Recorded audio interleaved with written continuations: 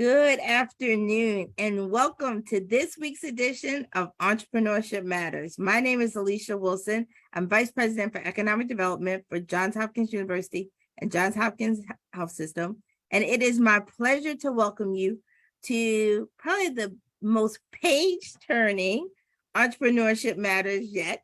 We're talking about people who love books and who are in the book industry.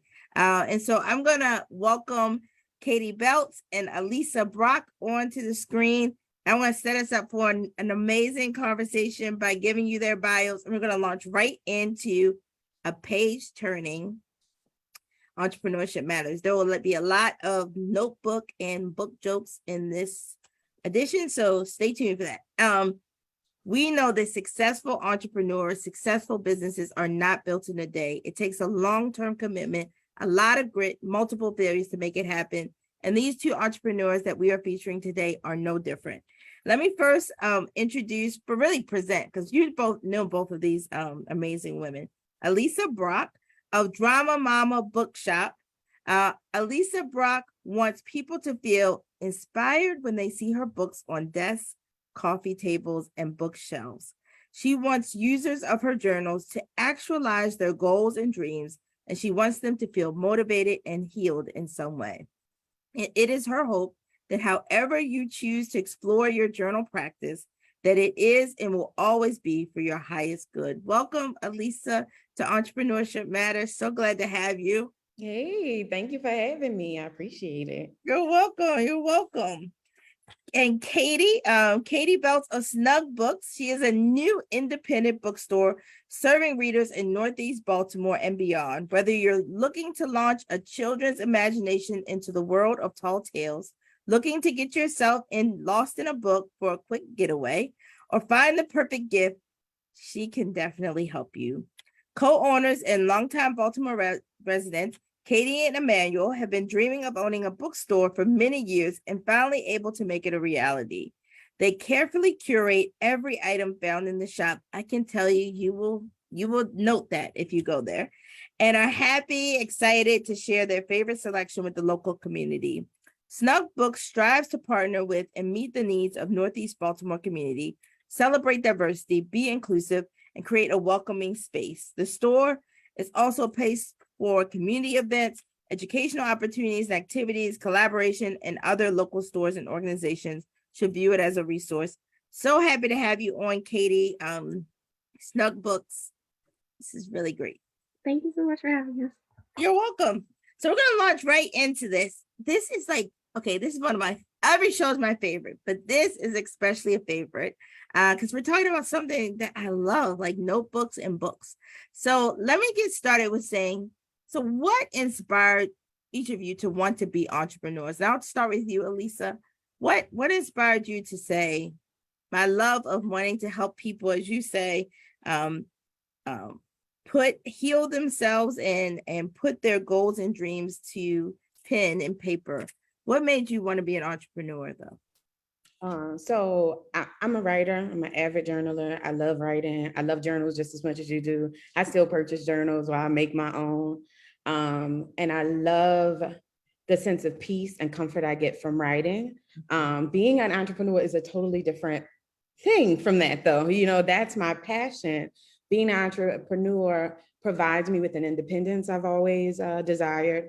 But it also gave me an avenue to kind of exercise my independence and be innovative in the work I really, really love. Yeah. So, yeah, I chose it because it just was suited for me. I felt like I had the personality and the ambition to kind of create something that would be special. Yeah, no, I love it. I love it. And I love how like you even just helped to understand like there's a difference. You love the books, but the journey, entrepreneurship journey, is about freedom and about being able to do that work in a really powerful way. Katie, how about you? What made you want to go and start a bookstore? Well, we had talked about it for years, but I would echo the desire for independence was a big motivator. and we wanted to make sure it was something that we love and used the skills that we have from our previous jobs. Both of us have backgrounds in nonprofit work, which is surprisingly relevant. If you're watching this and you think that it's not, it is extremely relevant, and you are just as qualified as a for-profit person if you need to hear this, I'm telling you.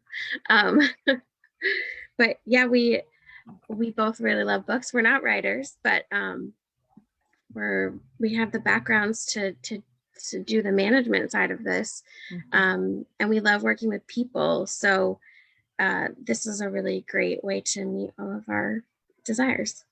I love it. I love it. And I love how you talked about meeting, none of your journey was wasted, and your background in nonprofit management probably extremely helpful. I'd love to ask both of you to take us back, right? So you have an idea, a desire, a product, something you want to do, but that doesn't mean you necessarily get to be who you are now, right? A business owner. So take us through the steps you went through to go from idea, vision, to actually implementation. And I'll start back with you, Alisa, to take us through those steps. Okay, so like I said, I love writing, and initially I made a Coptic stitch journal for myself. I would like restring old journals that were like completely falling apart. So I had some knowledge of how to bind.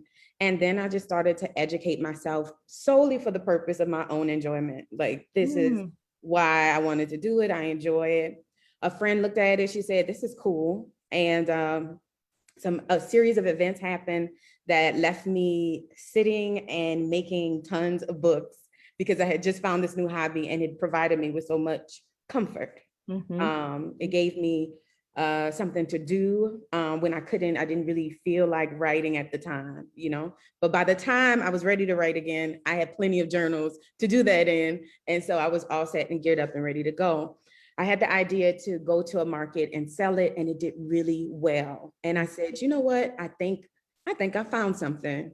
It makes me really happy. People seem to really like it. And I'm not by myself. Like, I'm not the only one. There are journal addicts all over, just like me, who love to write things down, who need to write things down. And not type it, but write it down. We need it, And so it just clicked. And then the next step was just to educate myself as much as possible. I needed to learn about paper. I needed to learn about different stitches. I needed to be able to do them myself. I needed to settle in on my intentions, and then start to like produce and grow. So everything was just learning and growing nudge by nudge. I didn't have an enormous amount of capital to start with. It was just me and an idea, and the community of Baltimore really is what fueled the project and being able to grow beyond just sitting on my sofa making books. I love it. I love it. I mean, you just gave, I probably took down like 9 steps. One, you harnessed your love for writing, really made the product for yourself, right? As a person who loves writing, actually saw, really did the prototype on yourself. This is something I would use. Then develop a knowledge of the essential elements of it, knowledge of binding. Third, continue to educate yourself. And then went to the market, sold that. So that was sort of your, market analysis. Is there a demand for what I produce, and is the product good? Third, you realized there was a great deal of a market out there. No, I said third. Seventh, then you educated yourself about paper, stitching, settled on how you were going to do this. And then this continuous process of learning and growing and fueling the market. And as you talked about, Baltimore helped to fuel your growth, right? The demand for your books fueled your business, which has continued to grow. So great nuggets, great gems that you just gave for entrepreneurs who are saying, how do I get started? I have a love, but how do I then get the fuel behind me to really be able to create this into a business? And something you said was that you nudge yourself. Like, you didn't go out and buy all the paper in the world at once. You really did calibrate yourself to scale along with demand, which is what big businesses do. that start small, like you're a big business now, but you started small, and that's how you gained your momentum. Great nuggets. Katie, how about you? How did you snug bug? Let's Snug see. books. I'm saying It's snug okay. bug. It should be a toy in the store. We'll make something of it. Yes. Well, I think it's a very similar process. I think we spent a lot of time doing research to Mhm. figure out what we needed to know. Mhm. And I would encourage anybody to look into the field that they're going into, because it seems to me, from my limited experience, that there is usually some kind of group that exists that does what you want to do, and you can learn from them. They might have trainings, they might have materials that you can read, they might have proposed budgets, ways to make sure that you're prepared financially to make it through the first few years, because that's when the most businesses fail. Mhm. So learning from those people is really, really key. Maybe they don't always have the best advice, but they at least you'll have a support group, even if you don't agree with it. But I will say, like, 99% of the advice we have gotten has been very, very helpful. And we made a lot of decisions based on those things. Mhm. We paid for some trainings from professionals, and we learned the language of the industry. A lot of industries have their own insider language that they use to talk about their products or talk about how they do things. Um, and especially the finance and banking industry has ways that they do things. And so we met with someone, I think it was from M&T Bank, and they reviewed our business proposal that we were creating to get some loans. And they gave us really good advice on how to talk about what we're doing so that the banks want to give us money. Mm. It's not always that, it's hard to get money at the beginning from Yeah. banks. We ended up going through a different non-traditional lender, the Baltimore Community Lending, and another one. But even they have those requirements for the language that the banks use. So I would really recommend that. It put a lot of things into perspective for us, and helped us be what they were looking for in terms of someone they wanted to fund. Yeah. I have that. I think everything else that was mentioned, I don't have to say again, but those are the big things I thought were important. Excellent. I love it. So I took down 4 or 5 points that you made. One, researched, you did a great deal of research about the industry you were becoming a part of. Second, I think this was golden, like tapping into the groups that exist that allow for you to really learn from peers, learn from people who are doing the same thing. Probably from their failures came your successes, right? And some of their successes, you were able to do that cross learning. Third, you paid for a professional to help you as well, which deep investment. Many of our entrepreneurs that come on here talk about that. Fourth, you learned about the larger industry, so the lingo of the industry. How are people talking about things? And then 5, thank you to M&T Bank. They're not a sponsor yet, but they will be.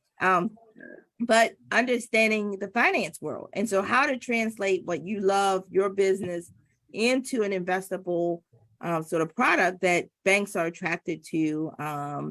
And again, Baltimore Community Lending, wonderful institution that's supporting so many of our great businesses here. Okay, so everybody, I see the questions y'all are putting on Facebook. I see your comments in the chat.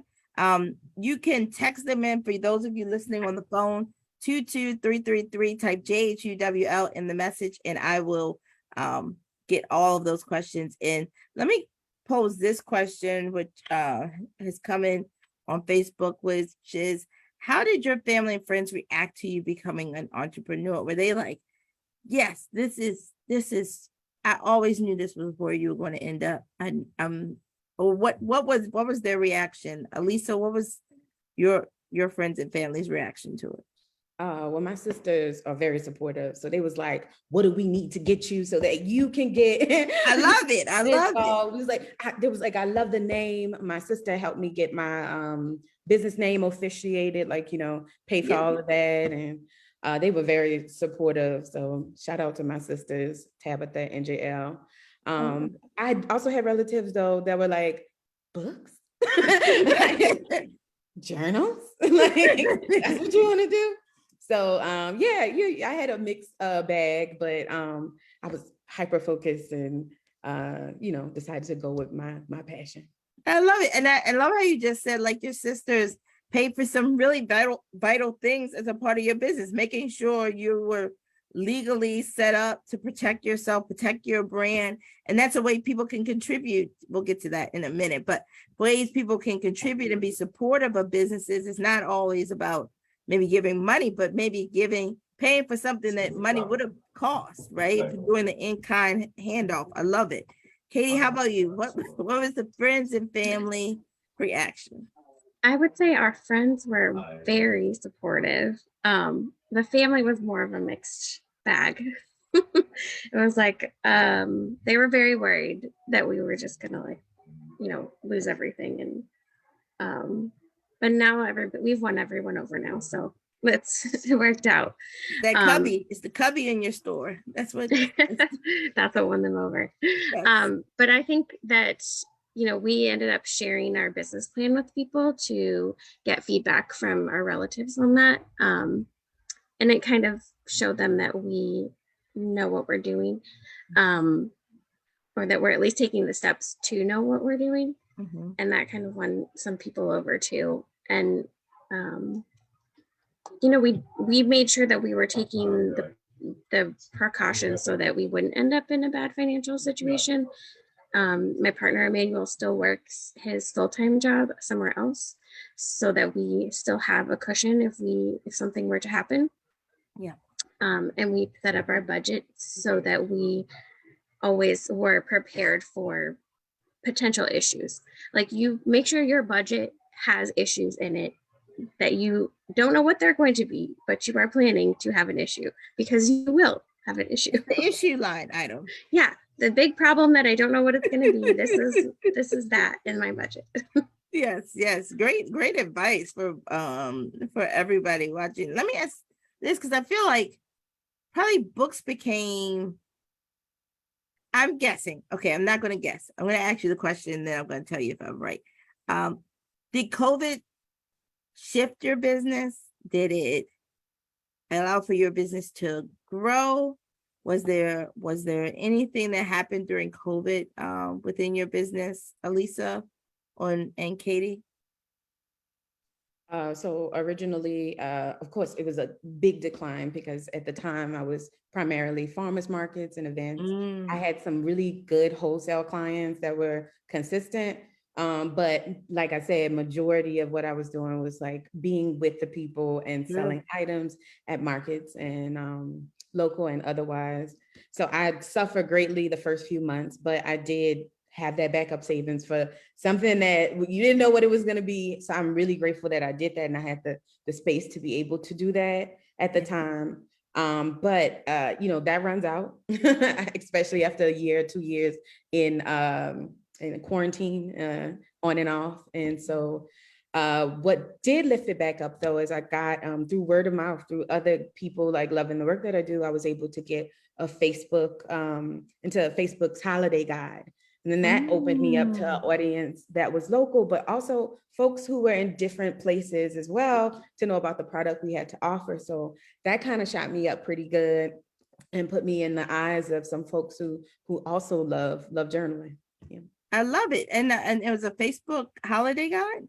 Yeah, so they did a Facebook Black owned business holiday guide. And through word of mouth, another customer works there and then told them about it. And wow, that's so great to do it. Yeah, I was really excited. It was great. Yeah, no, it's huge. That's huge. Katie, how about you? How did COVID treat your business? So we made the decision to start the store during COVID. During COVID? Yeah. Courageous. it was kind of like all the stars aligned at the right time, Sure. and people's priorities shifted in COVID. So we decided that it was time to prioritize what we wanted. Mhm. And I will say that it seems a mentality shift happened during COVID. Alisa, I don't know if you noticed it as well, but people have sort of doubled down on supporting local businesses, Yes. especially bookstores. Yes. So we're still fighting against Amazon, but there's a really loyal customer base that's supporting us. And I know that kind of ties into the last question too, where people are like, really, do people even buy books anymore? The answer is yes, and they want us to stay here. So yeah, I mean, you have vivid memories of, books. Books have been just a part of my life. I think so many of us have a favorite book, and have a memory about how a book changed our life, or a phrase in a book. And so I agree in journaling as well, right? You put something on paper. I still have journals when I was a kid. So yeah, I mean, for a lot of us nerds, it was like a great part of our it's why we can pay bills now.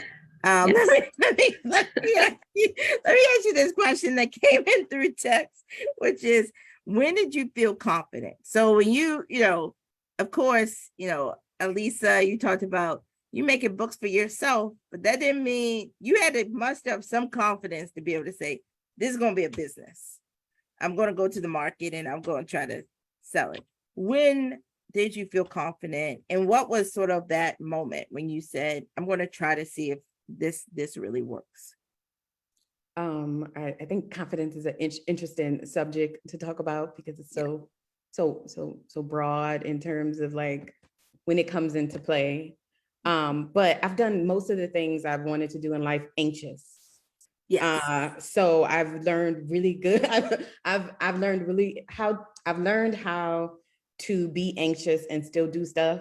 Yes. I've learned how to have doubt and still do stuff, Yes. because it's just not going anywhere most of the time. So yeah, I was just nervous. I just fought through it, and not sometimes fought, cried, Yeah. all the things through it, sought help through it. But I kind of was just like experimenting. So it didn't require, I didn't put abnormal pressure on myself to be perfect or to be good enough to anybody. Like, I just said, I made a thing, what's up? And then I made another thing, what's up? Let me try it. Is this good? My friend, do you like it? Does this work for you? And then just keep moving, and not to put that much pressure on myself. Yeah. I try not to make it too serious. Yeah. And then I don't feel, stressed out more than I normally do. No, I love, and a couple things you just said. One, you do it scared, right? You do it with confidence is a concept that is very different. It's amorphous. You can't put your hands on it, but a lot of people are doing it scared. You just don't know they're doing it. You just don't know they're scared. And the other point you just made, which I thought was such a gem, now, which is how you didn't put the pressure on yourself to be perfect. You said, this is the product. What do you gonna love it or you're not? And if you don't, you're gonna shift. And there's no pressure to have it all figured out, which I think is helpful for so many entrepreneurs who may be saying, I'm not gonna put it out to market until it's perfect. Perfection not gonna come. You got to put it out to the market and see what they do. I love what you just said, in a freeing way. Katie, how about you? When I did you? literally, before the call started, wrote down, not everything has to be perfect to start. Oh, see. And we opened last November, and the people who came for our opening come back every once in a while, and they'll be like, I haven't been here since your opening day. Everything has changed so much and it's so great. And I'm like, oh, thank you. We didn't have the money to do everything we wanted at the beginning. We didn't have the signage correct. We didn't have all the things we wanted to have for people to buy yet. And it's okay. They see the vision, they see what's coming down the road. They know it's going to be getting better and better. And I will say that exactly Alisa said, everybody's scared. They're just trying to not be scared. But I will say the one thing, when you're taking the leap, even though you don't feel like you might have everything together, as long as you're pretty sure about your numbers, like that's okay. If it doesn't work out and your numbers told you that it was going to be okay, you can just pivot to something else. But that's really where you should be the most confident, not in everything else. Like, don't take stupid financial risks, but do take other kinds of risks. Yeah. I agree wholeheartedly with what you just said. And I love how you put it. You're doing it scared, but you are, you continue to forge forward. I would love to have you both talk about like advice. I'm sure both of you received advice along the way. Some that were like gems, and some that you threw away very quickly. Because they were trash. So what was the best piece of advice you received as you Alisa, as you started your business, as you've been on your journey? What's something that you just had to reject, you had to throw away because it did not serve you well? A piece of advice as you were going on this journey. Oh, the one that I threw away, not the one I kept? No, it's one you kept. And when I threw away. Somebody asked that question. Okay, so it was this dude, and he was like working on, he had this whole mission, and he was just like, don't listen to anybody, because you have a vision, and it's like, it's yours, and don't listen to anybody. And that just sounded like bad advice. It was just like, this guy, I am not listening to this. I mean, I'd like to think that he's saying be serious about what you want to do, but like, I'm definitely listening, and I'm always listening to my customers and to people who know more than me. I'm always ready to hear it, and I'm open to it. Terrible advice. Don't listen to that. The good advice was my brother. He said, count your cups. Before I became a business, like full on business owner, I used to do like these events, right? Mm-hmm. And my brother said, how much did you serve wine at your event? I said, yeah, we had free wine. He said, well, how much was your cups? And I was like, I don't know. We just bought them, And he said, well, count your cups. When you start counting your cups, how many you purchase, how many you have left, always count your cups. So when in my business, I count my cups. I make sure, when you're moving with passion, then the passion can rule common sense. And so that is a reminder to say, okay, now how much is all of this great idea gonna cost, and every detail, right down to the last cent needs to be accounted for. And how are you doing that? Are you making sure you're doing that? And it's just a reminder to count my cups. I always say that. Your brother is so wise. I've never heard the man, really. I have never heard that before. He runs a company too. Are we gonna put that on the front of one of these books? You know what? I need to. Joseph Brock Jr. He came up with that. He's great. I want that. That was so wise, because you are right. You can sell snowballs and you can forget to count the cups, and you always gonna be losing money because you didn't factor it into the whole business model. And so right, when you are moving with passion, you're just like, I want snowballs out the door. Snowballs is what I sell. I want snowballs out the door. And you're not calculating all of the costs that's going in. Just brilliant. Seriously, I need that on like a journal. I have the elephant journal. I have a lot of your journals. So I need that journal. I got to get that. You got it. All right. Excellent. Katie, what's the best piece of advice, and what's the worst?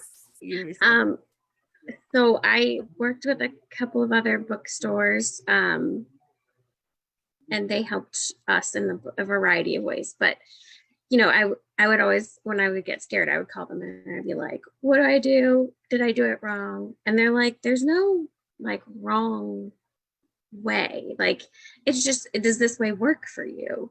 And they were always like, everybody thinks that business owners like have something that they don't. or like know something that they don't. And maybe after a while they do, but like the point is that everybody's just figuring it out as they go. Yeah. And so there's not, other than the stuff we've already mentioned, like it's not like some secret that you'll figure out eventually. Like you're learning, they're learning, everybody's trying to keep up with the latest thing. And yeah, you can figure it out and you can do it your own way if you want to. Yeah. And then the worst, sorry about that. The worst piece of advice, I think, was sort of like to take other people's advice when they're experts, but it's not always true. And a lot of times I kick myself afterwards for taking people's advice against my own like thoughts. And you know, if you really have a gut feeling that this is how you want it to be, that's why you're in charge. That's why you're the one doing it. That's why you're the one making this customer experience, if it's a customer thing. But like, you know, that's why your business is different from someone else's, is that you're doing it a different way. And as long as it still works, you know, listen to your own gut and don't always listen to someone else, even if they are an expert. Like, and I'm not talking, you know, again, I'm not talking financial things. I'm talking like, you know, I had an idea for the design of our store and for the layout and for the color scheme and for all this stuff. And a million people, not a million people, a lot of people who came in to talk to me about it had very strong opinions because they have their own design style. Yeah. And I was like, nope, I'm not listening to you. I know exactly what I want. And everybody loves it. And so, I mean, I'm sure not everybody loves it, but I do. Enough people love it that we're doing fine. Yeah. No. Do what makes you happy. Yeah, you have to, it has to fit you, and it has to be, and it's yours. And you know, you're not gonna be able to fake it if it's not what you want it to be. Yeah. I love that. We have so many questions coming in. I hope I get to all of them. Okay, I've got to ask this question. All right. So Oprah usually comes on later in the show, Miss Winfrey, but I'm going to tape your answer now because Alisa is amazing. She's traveling back here, but she's going to be leaving. But I want to get this question in, which is, we have investors of all different types watching, right? We have institutions watching. We have individuals who are just purchasing. We have people who are in supply chain, people who have portfolios of large spend that they are over. And we also have a number of people who are, you know, have platforms that are really huge that they can utilize to be supportive. I love your advice on the best way for us to be supportive of businesses like yours. And also, how can we contribute or create space so that businesses like yours exist, thrive, multiply, and stay anchored and remain anchors in our community. So Alisa, I'd love to get your thoughts, and then Katie. I might need that first question again, but the second one I have the answer to. Oh, okay. No, it's just like, how can all of us who are investors, who may be a part of supply chains, how can we be supportive of businesses like yours? Okay, so spread the word and purchase. We all know that those are very important, is to tell other people that we exist. Yes. We can have a really great product and the manpower to produce in large amounts, but if nobody knows we're here, then nobody sees us. And we get overshadowed by tons of larger corporations who have access to excellent marketing all the time. So letting people know that we are here, we exist, and we move with intention, right? And it's personal for us. Everything I do is personal and intentional. What we can do for more businesses that I would have liked to have had, although I can't lie, Baltimore has been really good to me in terms of starting my business off the jump, but making it easy to find, making resources for small businesses or people who just have an idea of creating a business very easy to find, make it so accessible that like you can't help but see it. That way our children know that entrepreneurship is an option. That way entrepreneurs who are just starting out have access to ways to make their business, for lack of a better word, more official, that they're abiding by certain guidelines, because if you don't know, you just don't know. That's right. So those are the things I feel should be done. I love what you just said, because you're right. People are like, oh, if I want funding, I have to go over here. Oh, to get my business licenses, I know over here. Oh, if I want to get certified, I need to go over here. But there would be a central repository of all this information that will really call it together. I love your ideas. Katie, how about you? What would you say? And buy and advertise. I love it. Katie, what would you say? All of those are really great, and I think the thing that we came across the most is, a lot of people just don't lend to startup businesses. And I think a lot of people could get started with a small amount of money, make the applications doable, help people through them, and actually give money to new businesses. And if that means that there's some sort of training that goes with it, then, I'm sure people would be willing to take it if it meant getting the startup funds. I know our startup funds are much higher than most small businesses, because we have to buy all our inventory up front. Sure. But I mean, working with us in any way, we can do purchases for your Christmas party.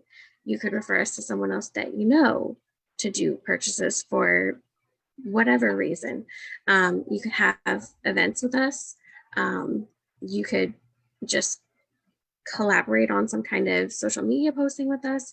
There's a ton of different ways that you could do it. And I would say, if we're talking about, the healthiness of our store, we're also talking about the healthiness of the neighborhood that we're in and the street that we're on. And that's something that a lot of the businesses on our street are working on right now too, is just coming up with strong messaging about why you should come to our neighborhood, and getting other people to share that information too. Because a lot of people don't even know Hamilton Laurelville exists. Yes. But it's the stretch of Hartford Road above the Lake Montebello. And there's a lot of great businesses up here. So we're trying to get ourselves branded and trying to make sure that people know what's up here, and trying to make sure that there's a diverse kind of business selection up here so that people think it's worth the trip. And so just being supportive of all those efforts in whatever way you can. Excellent. A great advice for all of us. I want to ask 2 questions, and then we're going to go on some tours of Snug books. I want to put bug in there. I don't know why. But Snug is a bug in a rug. Snug is a bug in a rug. That's probably it. Let me ask 2 questions. One, what we know that your best days, both of your best days, are still ahead of you. But what's something that you've accomplished now and you say, you know what, I'm really proud that I'm at that height. I'm really proud that I accomplished that in my entrepreneurship journey thus far. Alisa, do you have something you point to or you think about? Just being able to get to a place where I have all the equipment I need to run a successful bookbinding business. And we recently got into the airports. So through Marshall Retail Group. So we were able to fulfill a very large order in 30 days. And that was like a big deal for me. It made us. You have a shop in the airport? So we wholesale our products. So we would give them to stores like Snugbook. If they wanted a specialty book and they wanted to carry it, we would send it to them and they would then sell it. So our items are in the. I love it. So that's been really exciting and felt like, yay, look what we did. Yeah, that's huge. That's like an international reach, Yeah. So your product. You actually can get in the hands of like Miss Winfrey, right? And you can get in the hands of so many people that are traveling through that airport. It's a great plug, huge. You should be very proud of that. It's a big deal. Katie, what about you? What has been your greatest accomplishment thus far? We have, I mean, we haven't gotten to a year yet, but I think we were able to hire some employees, and that was kind of a goal for the first year. We waited until we knew we could sustain it after we got through like our lower season in the summer. So we're very excited about being able to do that. And I'd say our customers are like the loveliest people. I don't know if that's true of every other industry, but like everyone who comes in is just so happy to be there, so happy that we're there, and so nice. I mean, obviously everyone gets a weird one every once in a while, but I love it. It's very nice to be loved by our customers. And I can tell you, like, if you haven't been to Snug Books, it's like the most welcoming environment. There's this wonderful cubby. I think it's made with love in the carpet. And like it's like a great place to like go zen and like get recharged. So you're probably getting what's been reciprocated to you. So thank you so much. That's so nice of you to say. Yes. Last question before we get to our tour. And I know Alisa has to run on us, but I'd love to get this question in, which is what's next on the horizon for Drama Mama Books? Oh, can I also get in there? What's the inspiration for your name? So we'll get the inspiration for your name and then what's next on the horizon. Okay. All right. That sounds good. So, Drama Mama Bookshop, I studied theater in school. So I was really big. I am still really big on theater. And originally the idea was to sell used and vintage theatrical books. But once I started binding, I was like, I think this is Drama Mama. So I, shifted a bit. But yeah, that's how it started. And I just kept going with Drama Mama. I love it. That's what's next on the horizon. What's next on the horizon? So we are like Build-A-Bear, but for journals, right? So if you come in, you can pick your cover, you can pick the paper that goes inside, your inserts, you can pick your binding style. Those are things we do right now in our studio. My goal coming up is to bring that to a broader audience. We currently have studio retail space, which I love, which I'll probably keep because it's my little safe space in Haven. But what I'd like to do is get into a larger facility where we can actually, set up shop and have folks come in and build their own. So that's what's in the works. Pacing myself because I'm a pacer. And so, but that's what's next. That's the goal, is to I love it. walk right off, into our storefront. I love it. Tell people where you're located, how they can get in contact with you. Okay, so we're located inside of School 33, which is an arts building ran by BOPA. We're open on Thursdays and Fridays, 11 to 7, where you can come and build your own book at 1427 Light Street in Federal Hill neighborhood of Baltimore. Give us a call. We'll buzz you in. We'll come and get you, and you can come up and buy and purchase and build. We also do workshops where I teach you Coptic stitch, which is the original stitch, the stitch I first started with, or I teach long stitch, which is also another really cool, easy to do stitch. We have that. And what else? Oh, you can purchase items and customize your own journals at dramamamabookshop.com. We have some really cool stuff that we have now, some limited edition stuff. We work with a lot of local artists. So we have some of their work on books. It's cool. Come check it out. If you love books, check us out.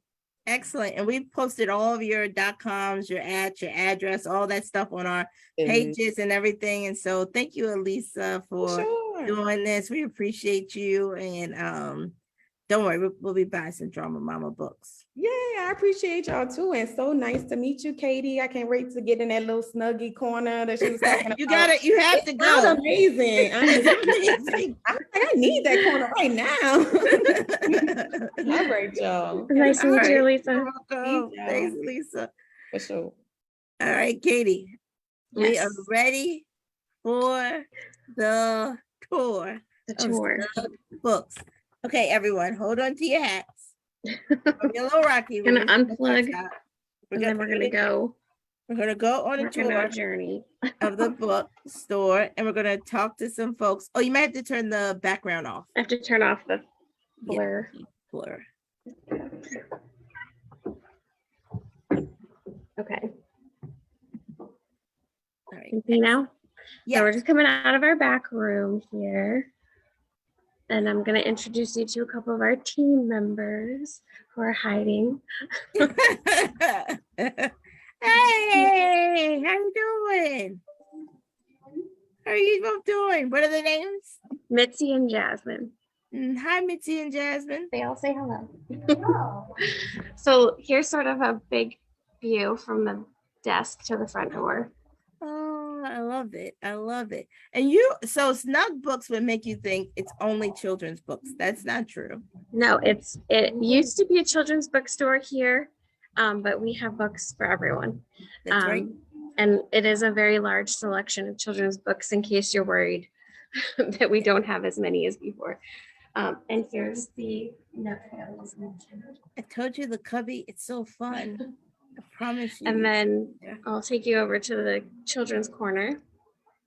Oh yeah, Little that's bean bag over there. yes. What was the inspiration for the name Snug Books? Well, snuggle up with a good book. And then also we watch a lot of British television, and they talk about the snug room a lot, which is like a little tiny room with a couch and maybe a TV. Oh. And it's like this tiny little room that the family goes into and like snuggles up on the couch together. It's not like the family room. It's like a book reading room. It's like your own little private family space where everybody hangs out together. Yes. I love. Is there anything else you wanted to see before I? No. I love your. Yeah, I know you're about to blare us out. We're back in the room, back in the where the magic happens. I'd love for you to talk a little bit about.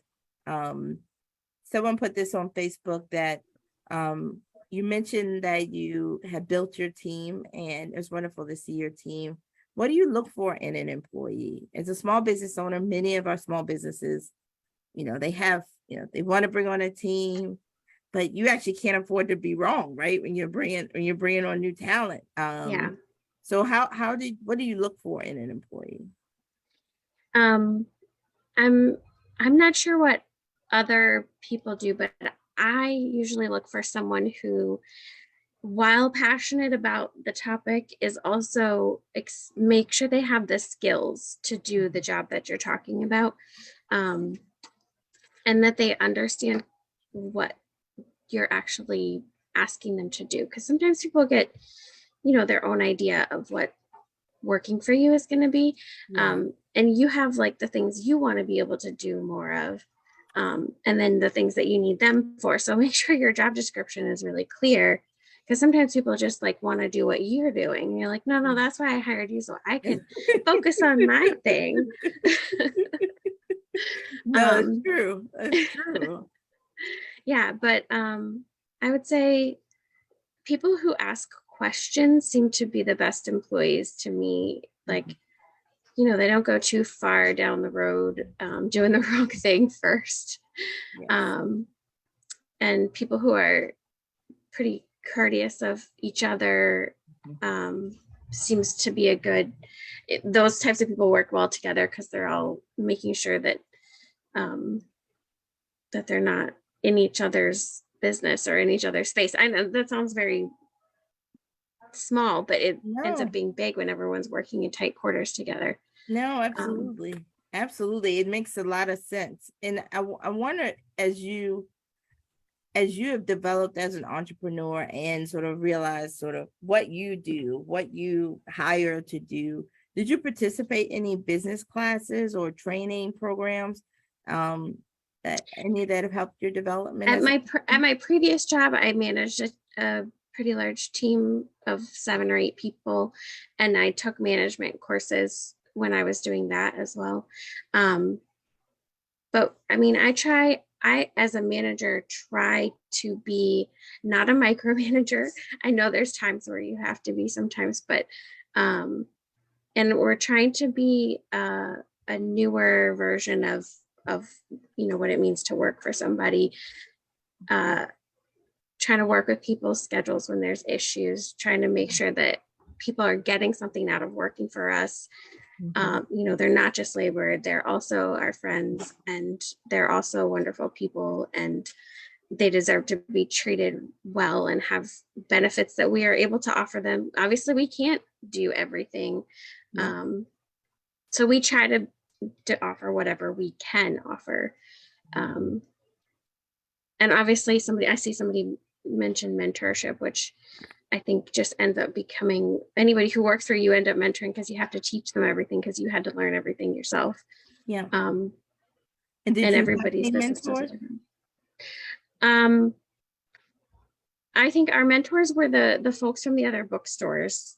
Definitely helped us. Yeah. And like working with those people one-on-one, they gave us some of the most vital information that we needed. So 100%, if you, even if you have to pay someone, it is worth it to understand the ins and outs of, things that you're going to be like, I just don't understand how this one thing is supposed to work. Or like, is this a financially significant issue or not? And those people can talk you through how to fix that, or what you need to worry about and what you don't. Yeah. No, it's really helpful and clarifying to have someone who's lived the lesson, be able to impart that to you. One question that came in on Facebook, which is, you mentioned transitioning from the nonprofit world. What inspired your shift and leap into the business side of things? I think it really was working for ourselves and trying to piece together all the things that we like doing into a job that we can continue to do for the rest of our lives. And our skills kind of like, this is what we like to do, and our skills work with this. And so, we definitely got burnt out during the pandemic. So there was that as a motivating factor. But we had talked about this for years beforehand. And we had even looked at another bookstore that was at a bookstore that was for sale a few years ago. And starting from scratch was a much more affordable option than buying a bookstore that's already existing. Yeah. It probably takes, more work, but much more affordable. Yes. Wow. Can you tell me this question, which is, I'm guessing in the bookstore. Okay, I have a guess on what is your top seller in the business. Hold on. Before I get to that, someone asked another question. Can you elaborate? Why was buying an existing business more expensive than starting one fresh? I think if you think about it in terms of if it was your business and you were selling it, how would you feel about undervaluing everything you put into it? It's not just about the cost of the books and the cost of the shelves and the cost. It's the equity I put in. It's my vision equity, my time equity, and books are so personal. It probably was like a babe, like asking someone to sell their favorite clothing item that they've had since they were 3. They've got a list of contacts you're buying. They've got the brand name you're buying. They've got the people who are already coming there are going to keep coming there. So you're not just buying the physical things that are in the store. You're buying the brand, the name, everything. So we just had the store location, which previously was a bookstore, that was closed. And so we bought pretty much everything, and we still are buying things because we just brought a table from home, and yet we're using that table until we could afford like something nicer that should be in a bookstore, that kind of thing. So we spent all our money on the book side. On the book side. No, the snuggle, the cuddle area is really nice. Cubby is really nice. Let me ask you this. What's the best seller in a bookstore? Well, in terms of the book that we've sold the most of, Yes. I think this year it's a close one between Crying in H March and Braiding Sweetgrass. Huh. Those are the two top ones this year, I think. Close second is a children's board book called Never Touch a Shark. Never And touch it's a like shark. one of those ones that has fun stuff for little kids to touch. Ah, And we sell a ton of stickers. stickers. Okay. Yes. Okay. The kids love stickers. Yes. I'd love to ask someone ask this question. Who's your favorite author? My favorite author. Mhm. That's hard because I've always said like I don't believe in favorites because I like too many things, but I generally prefer to read sci-fi and fantasy, and then I will go into like mystery and YA and some general fiction, but yeah, picking a favorite is hard. I will tell you, I finished reading a YA novel that you should all read. It's so good. It's called Legend Born. And the second one that I finished last night comes out next month. It's called Blood Marked. And it is amazing. Just What's Google it. YA? What's YA stand for? Oh, YA stands for young adult. Young adult. Okay. Which Okay. a lot of bookstores shelve their young adult in the grown-up section anyway. Yeah. So okay. Yeah. If you like a little fantasy, check it out. It's really good. Okay. All right. That's a good one. That's a good one. Let me ask this before as we continue to wrap. What is the piece of advice? You talked about the piece of advice you received, the worst you've received, but what's the piece of advice you give to entrepreneurs who look at you and say, what's one thing you would tell me as someone who wants to be an entrepreneur? What's the piece of advice you would give me? That's a good question.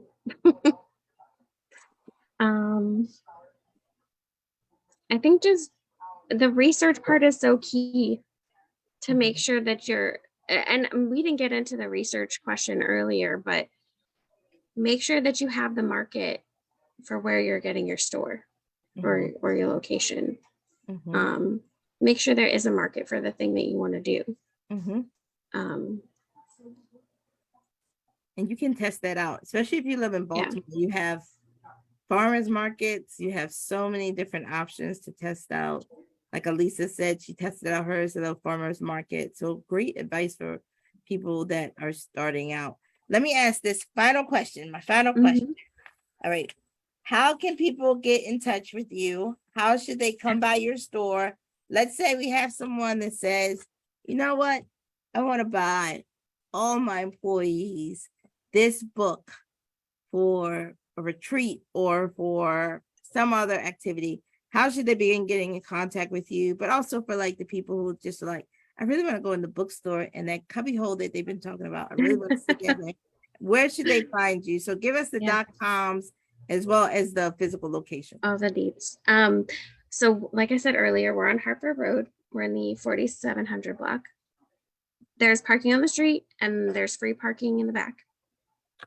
We're right next to Zeke's Coffee and Tortuga, which is another gift shop that got one of the coveted best of awards this year. And you can find us online, snugbooks.com. You can also follow us on Instagram, Facebook, and my not that great, but hopefully soon TikTok, which I do put videos on there, but I'm not great at TikTok videos yet. And if you are interested in doing a bulk purchase, like for a Christmas party or for your staff or for whatever, you can email us or call us. They're both on our website, but if you want it right now, our phone number is 443-869-4022. And our email address is info@snugbooks.com. And what did I forget? That's good. You think you give us all the .coms and the address and everything. I want to say it's been an absolute pleasure to have you, Katie, and Alisa on Entrepreneurship Matters. Very proud of you. Very grateful that both of you are in Baltimore and in our community. And We are happy to give this platform to you and this uplift to you, but hope others join us in uplifting these two amazing entrepreneurs who you can tell have had a tremendous journey, but are doing so much good in our community. Can I add two things that I forgot to say? Sure. One is we also carry some books in Spanish. Emmanuel's from Puerto Rico, so we want to make sure that we have books in Spanish for adults and kids. And then the other thing is we paid for all of our documents to be reviewed by a lawyer. Not everybody can afford to do that, but if you can, it's definitely worth it. And I think that's a good piece of advice. As a lawyer, I appreciate that plug for my profession, and I agree with you. Have the lawyers look over your stuff. Excellent, excellent. Well, thank you so much, everybody. Next week, we're going to take a pause, so don't come back next week. The following week, we're going to be back on for Entrepreneurship Matters. Follow us on JH Connects on Instagram, Twitter, Facebook. Email feedback, jhconnects@jhu.edu. Thank you to our partners, Johns Hopkins University, Johns Hopkins Health System, Hopkins Local, Goldman Sachs 10,000 Small Business Program, Bloomberg Philanthropies, and the Mayor's Office of Small Minority Women-Owned Business. Thank you, Katie, so much.